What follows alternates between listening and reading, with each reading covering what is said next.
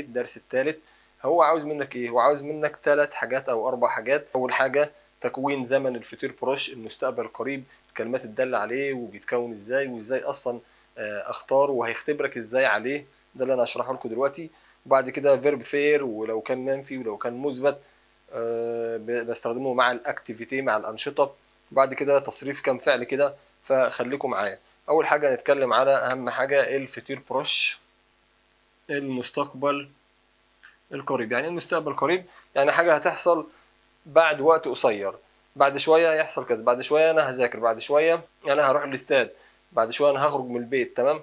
بيتكون ازاي هو اصلا الزمن ده؟ بيتكون اول حاجه لازم تبقى عارف تكوينه من تصريف فيرب اليه كفعل مساعد زائد الانفينيتيف اللي هو الايه، المصدر. يعني ايه الكلام ده؟ يعني مثلا انا بقول جو مونج، انا اكل.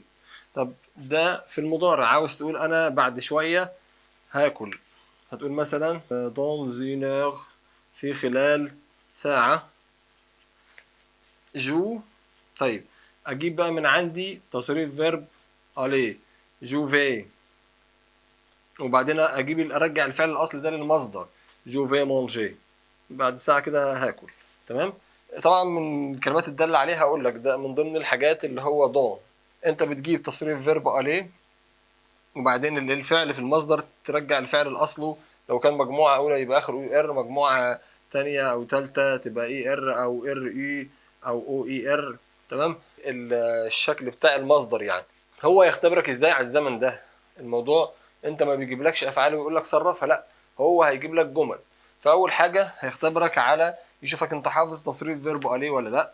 فيقول لك مثلا ال سورتير، هيخرجوا ce soir، هذا المساء. فيجيب لك سون مثلا في، وهيجيب لك فون فون اون كده. يعني انت عندك فعل في المصدر اللي هو سورتير. ايه الازمنه اللي انت خدتها بيبقى فيها فعل مساعد وبعدين فعل في المصدر؟ هو الزمن ده. طب بيتكون من تصريف فيرب ايه؟ فيرب الي. فين الي في الموضوع هنا؟ الي ده الي وده الي، ده افوار وده اتر. يبقى انا هختار من الثلاثه دول. ده الافيك اس يبقى ايه؟ فون. فهو هيختبرك مثلا، دي اول جزئيه، هيشوفك انت حافظ تكوين الزمن، انت حافظ التصريف بتاع فيربو عليه ولا لا. فلازم نحفظ تصريف فيربو عليه. هو الموضوع سهل يعني.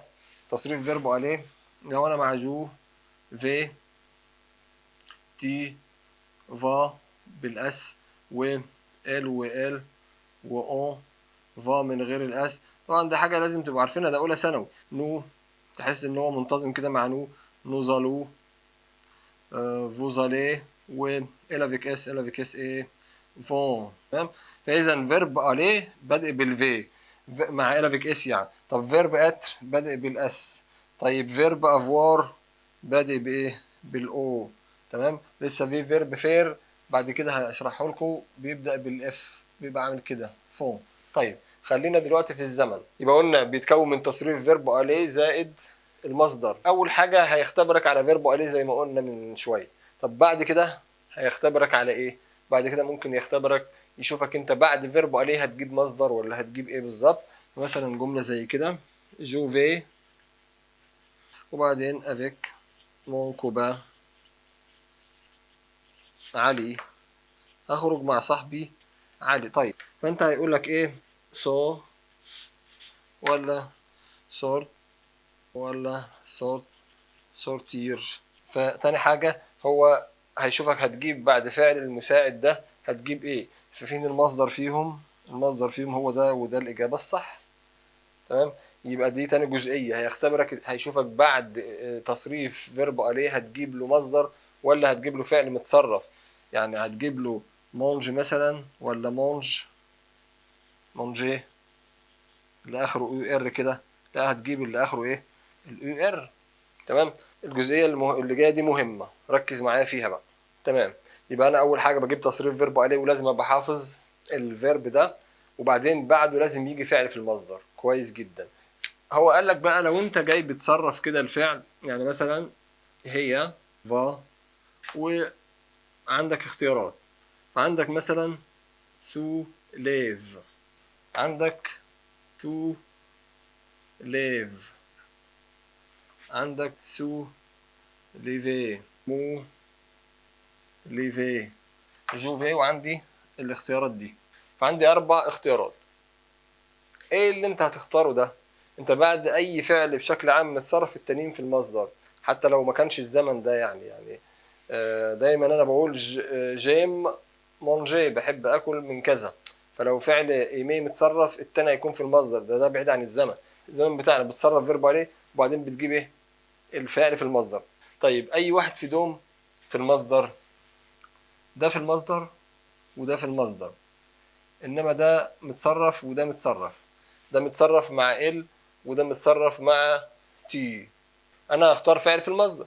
طب انا محتار دلوقتي اختار ده ولا ده؟ قال لك لو الفعل اللي انت بتختاره اللي هو لو جاء بعد فيرب اليه، لو جاي بعد فيرب اليه فعل في المصدر بس الفعل ده كان ذو ضميرين. يعني ايه ذو ضميرين؟ يعني اي فعل مسبوق بسو، اي فعل بادئ بسو او اس ابوستروف هو ذو ضميرين، يعني بنسميه كده بيعود على نفس الشخص اللي بيتكلم. المهم انت جيت تختار لقيت الفعل التاني اللي هو المفروض تجيبه في المصدر لقيته ذو ضميرين. فبيحصل ايه بقى؟ بتسيب الفعل الاصلي في المصدر بس لازم تصرف سو حسب كل فاعل. فهنا انا عندي جو اصبحت مو. يعني مش معنى ان انت هتسيب الفعل في المصدر تسيبها من غير تصريف، يعني انت بتسيب الفعل الاصلي في المصدر بس لازم تصرف سو حسب الفاعل. طب انا عندي هنا جو يبقى جبت مو. الفاعل هنا لو كان تي طبعا دي كانت هتبقى كده تيفا، كان اكيد هنا دي كنت هتلاقيها تو ليفي. فانت ثابت عندك الفعل الاصلي في المصدر ولكن السو لازم تتغير حسب مين؟ كل فاعل. طب امتى تخليها دي ما بتتغيرش؟ امتى؟ لو كان عندك اي ال بقى، يعني ال المذكر، عندك ال المؤنث، هو هي هم هن، كل دوم الايه؟ اي غائب يعني، هو هي هم هن. الغائب اي ال ما بيتغيرش.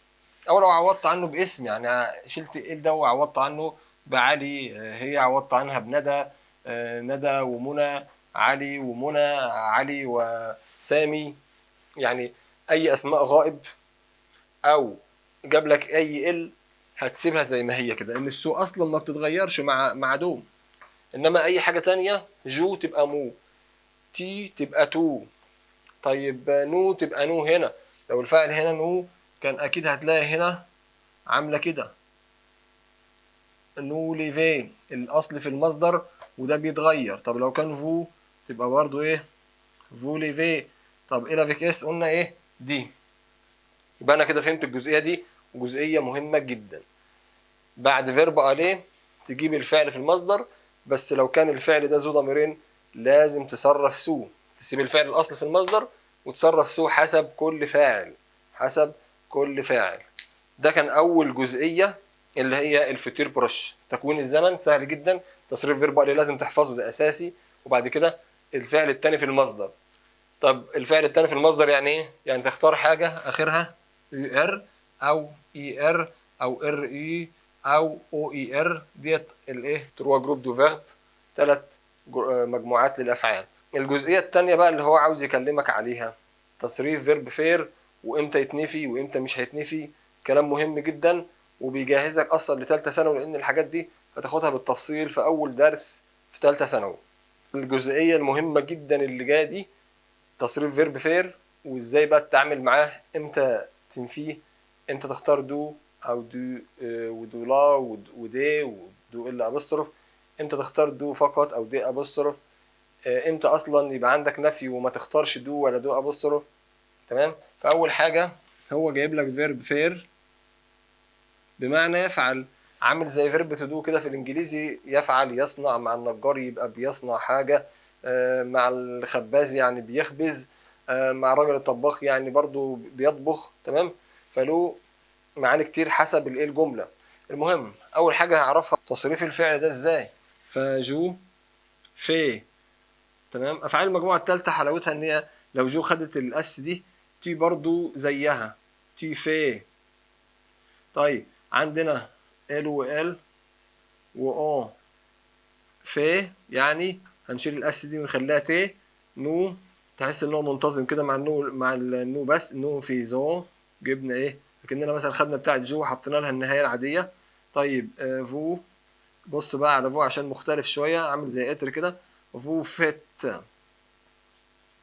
يعني اخره ايه يو اس مش يو زد حاجه مهمه جدا. طيب الافيك اس ايه هم هن فون تمام. ادي انا عرفت دلوقتي تصريف الفعل ده اول حاجه. طيب تاني حاجه ان هو مع الفعل ده اهو بيجي بعديه على طول ادوات تجزئه اللي هي دي مع المذكر، دو لا مع المؤنث، دو ال ابوستروف مع المفرد المتحرك، دي مع الجمع. اتفقنا؟ يبقى بعد الفعل ده بيجي ادوات تجزئه. جميل جدا. في حاله ان انا لو نفيت الفعل كل دوم يتحولوا لدو او دي ابوستروف. ازاي؟ يعني مثلا بقول جو في وعندي دي تنس بلعب تنس. الفيرب فير ده مع الرياضه بمعنى يمارس. تمام. انشطه جميع الانشطه. المهم انا عندي التنس مذكر فواخد دي. لو كانت حاجه مؤنثه زي مثلا يبقى دولا ناتاسيون مثلا اللي هي السباحه. حاجه متحركه دو ال ابوستروف مثلا زي الايكيتاسيون ايكيتا سيو الفروسيه. حاجه جمع مثلا زي الكاخت بيلعب كوتشينه مثلا. طيب كل ده بعديه ارتكل بارتيتيف ادوات تجزئه. طب انا لو جيت نفيته بقى يعني قلت جو نو في با نفيته يعني ايه عندي نو با في الجمله ايه اللي هيحصل وجاب لي اي واحده من دول مثلا جايب لي ناتاسيو السباحه.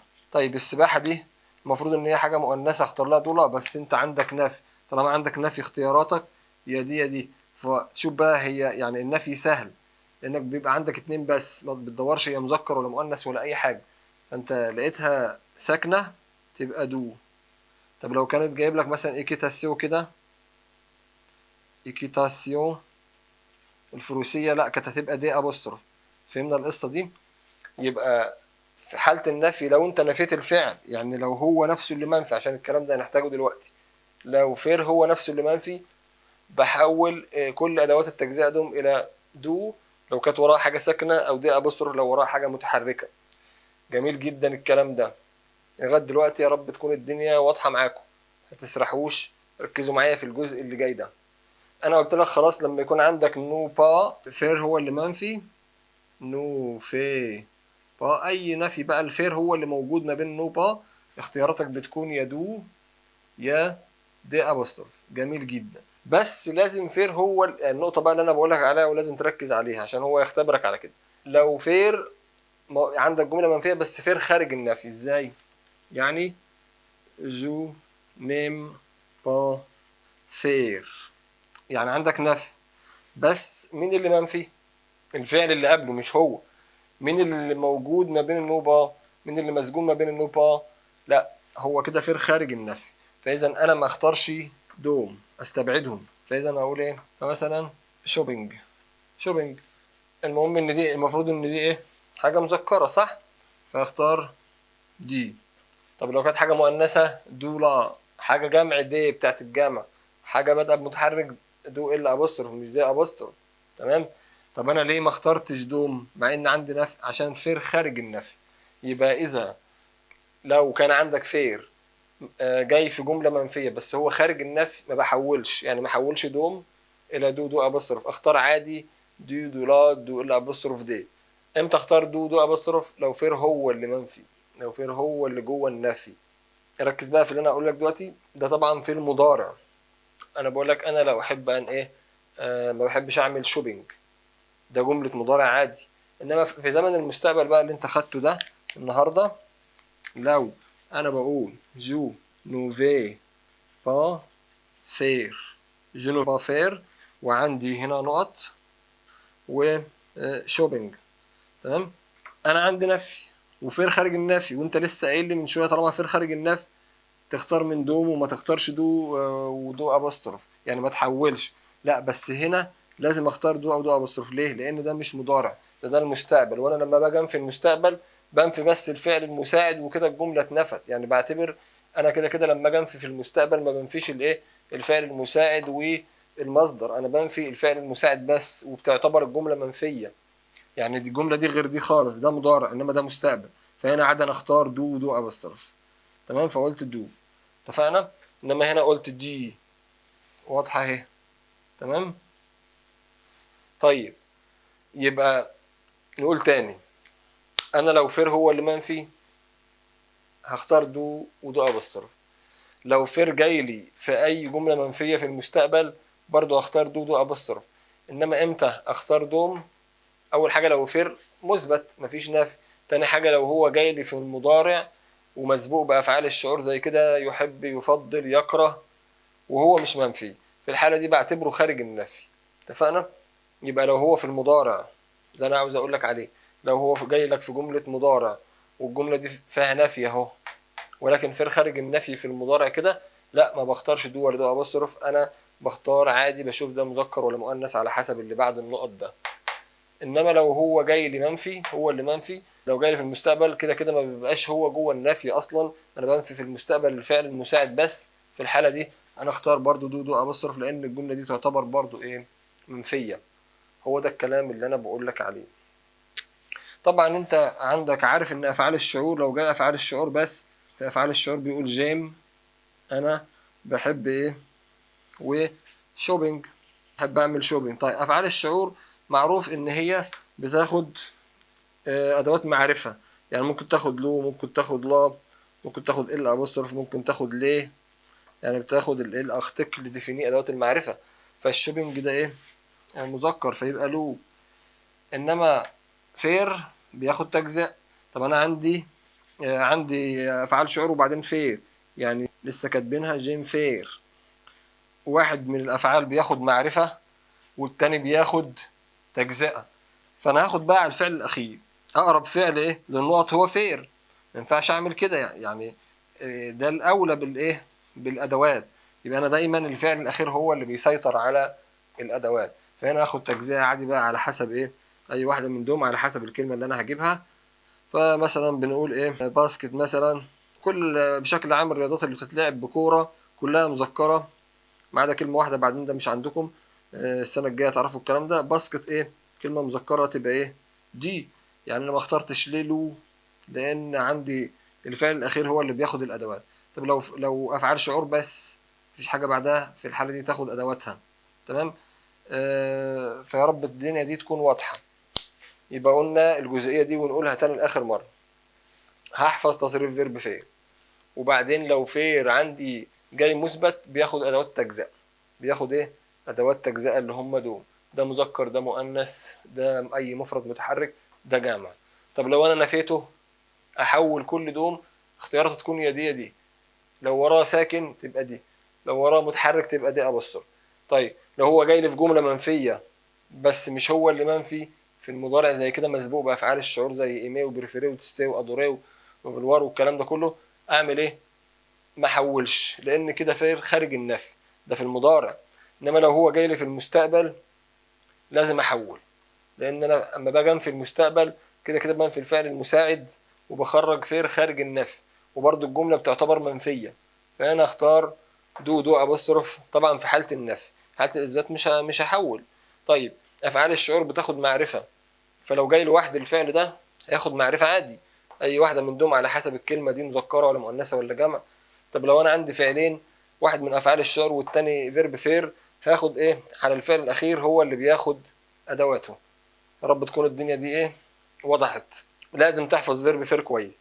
انا هيكون عندك مثلا 3 4 5 افعال، يعني وفعلين 3 في سنة اولى، اتر وافوار وفير وايسيي اشتي، والنهارده في فعلين هكتبهم لك دلوقتي لازم تحفظهم، فيرب فولوار وبوفوار.